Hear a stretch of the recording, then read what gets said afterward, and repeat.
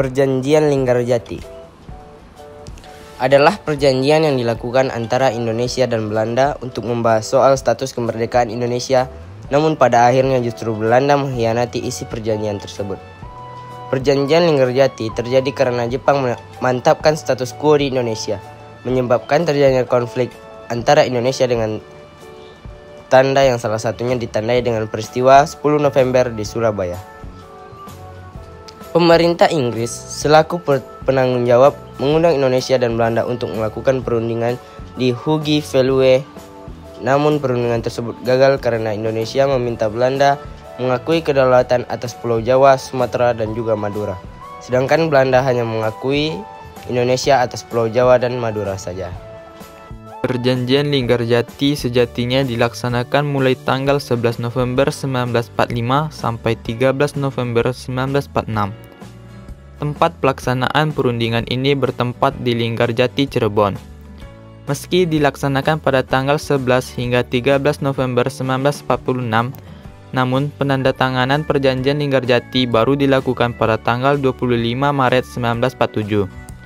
Perjanjian Linggarjati yang ditandatangani pada tanggal 25 Maret 1947 menghasilkan beberapa poin antara lain sebagai berikut. Pertama, Belanda mengakui secara faktor wilayah Republik Indonesia yaitu Jawa, Sumatera, dan Madura. 2. Belanda harus meninggalkan wilayah Republik Indonesia selambat-lambatnya tanggal 1 Januari 1949. 3. Belanda dan Indonesia sepakat membentuk Negara Republik Indonesia Serikat atau RIS.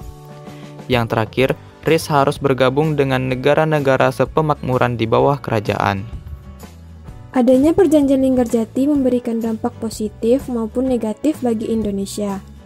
Dampak positif yaitu: pertama, citra Indonesia di mata dunia semakin kuat dengan adanya pengakuan Belanda terhadap kemerdekaan Indonesia. Kedua, Belanda mengakui negara Republik Indonesia atas kuasa Pulau Jawa, Madura, dan Sumatera secara de facto. Ketiga, selesainya konflik antara Belanda. Dampak negatif yaitu: 1. Indonesia hanya memiliki wilayah kekuasaan yang kecil. Selain itu, Indonesia harus mengikuti persemakmuran Indo-Belanda. Kedua, memberikan waktu Belanda untuk mempersiapkan melanjutkan agresi militer. Ketiga, perjanjian ini ditentang oleh sejumlah masyarakat seperti Partai Masyumi, PNI, Partai Rakyat Indonesia, dan Partai Rakyat Sosialis. Terakhir, dalam perundingan tersebut, Sultan Syahrir telah dianggap memberikan dukungan pada Belanda sehingga membuat anggota dari Partai Sosialis dan KNIP mengambil langkah penarikan dukungan pada tanggal 26 Juni 1947. Agresi militer Belanda I direncanakan oleh Van Mook. Dia merencanakan negara-negara boneka dan ingin mengembalikan kekuasaan Belanda atas Indonesia. Untuk mencapai tujuan tersebut, pihak Belanda melanggar perundingan Linggarjati yang telah disepakati sebelumnya. Bahkan, mereka menyobek kertas perjanjian tersebut. Kemudian, pada tanggal 21 Juli 1947, Belanda melancarkan aksi militer pertama dengan target utama kota-kota besar di Pulau Jawa dan Sumatera. Agresi militer Belanda I ternyata menimbulkan reaksi yang hebat dari dunia internasional. Pada tanggal 30 Juli 1947, pemerintah India dan Australia mengajukan permintaan resmi agar masalah Indonesia segera dimasukkan dalam daftar acara Dewan Keamanan PBB. Pada tanggal 1 Agustus 1947, Dewan Keamanan PBB memerintahkan penghentian dari kedua belah pihak yang mulai berlaku tanggal 4 Agustus 1947. Pada tanggal 25 Agustus 1947, PBB memutuskan untuk membantu Indonesia yang saat itu sedang mengalami agresi militer Belanda I dengan mengusahakan gencatan senjata. Committee of Good Office for Indonesia, atau yang sering kita sebut dengan Komisi Tiga Negara, adalah komite yang berusaha menjadi penengah bagi pihak Indonesia dan Belanda supaya bisa bernegosiasi dengan damai tanpa agresi militer.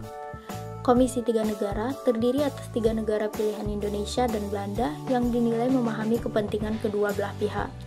Negara-negara tersebut adalah Australia sebagai negara pilihan Indonesia, Amerika Serikat yang posisinya di tengah-tengah, dan Belgia sebagai negara pilihan Belanda. Komisi Tiga Negara memiliki beberapa resolusi. Pertama, KTN berfungsi sebagai inisiator agresi militer. Jadi, kalau misalnya salah satu pihak tiba-tiba melakukan agresi militer ke negara lain dengan seenaknya, ketiga negara yang disebut tadi berhak buat langsung mengerahkan kekuatan untuk menenangkan situasi. Komisi Tiga Negara juga berperan dalam memberikan konsultasi politik. Mereka bisa memberikan pandangan tanpa memaksa. Jadi, kalau Indonesia sama Belanda mau berantem lagi, mereka nggak bisa sembarangan. Pokoknya, dua negara ini harus duduk dan menyelesaikan permasalahan dengan kegiatan diplomasi. Komisi Tiga Negara berhasil menekan terjadinya agresi militer antara Indonesia dan Belanda yang sedang berseteru pasca agresi militer Belanda I. Mereka mengantisipasi pecahnya peperangan fisik di antara kedua negara dan memberikan masukan-masukan sebagai alternatif penyelesaian masalah secara diplomatis. Hingga pada akhirnya, Komisi Tiga Negara dapat mempertemukan Indonesia dan Belanda untuk merundingkan isi Perjanjian Renville di Jakarta. Perjanjian Renville terjadi pada tanggal 17 Januari 1948, dan perjanjian ini merupakan perundingan antara pihak Indonesia dengan pihak Belanda. Dan perundingan ini dilaksanakan atas usulan PBB dan juga KTN, Komisi Tiga Negara. Perundingan dan penandatanganan perjanjian Renville ini dilaksanakan di atas kapal untuk mengangkut pasukan Angkatan Laut Amerika Serikat yang bernama USS Renville.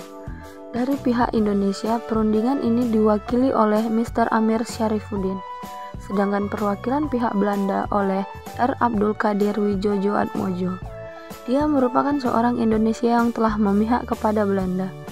Dengan ditempatkannya R. Abdul Qadir Wijojoatmojo, hal ini merupakan sebuah siasat Belanda bahwa pertikaian antara Indonesia dengan Belanda merupakan masalah dalam negeri, bukan menjadi masalah internasional. Agresi militer Belanda II dimulai ketika pihak Belanda yang tetap bersikukuh menguasai Indonesia mencari dalih untuk dapat melanggar perjanjian yang telah disepakati. Bahkan pihak Belanda menuduh jika pihak Indonesia tidak menjalankan isi perundingan Renville.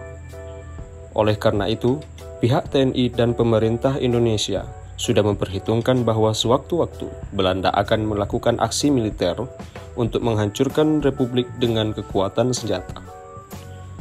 Untuk menghadapi kekuatan Belanda itu, didirikan Markas Besar Komando Jawa atau MBKD yang dipimpin oleh Kolonel Abdul Haris Nasution dan Markas Besar Komando Sumatera atau MBKS yang dipimpin oleh Kolonel Hidayat. Persiapan untuk menyelenggarakan pemerintahan militer juga dilakukan.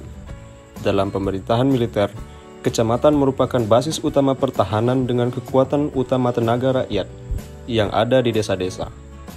Pasukan TNI dan pejabat-pejabat pemerintah mempunyai tugas-tugas sebagai koordinator perlawanan di desa-desa, tempat untuk mengungsikan kepala negara dan tokoh-tokoh pemerintah telah disiapkan. Pada hakikatnya, Republik Indonesia telah siap menghadapi agresi militer Belanda kedua. Seperti yang telah diduga, Belanda benar-benar melakukan serangannya.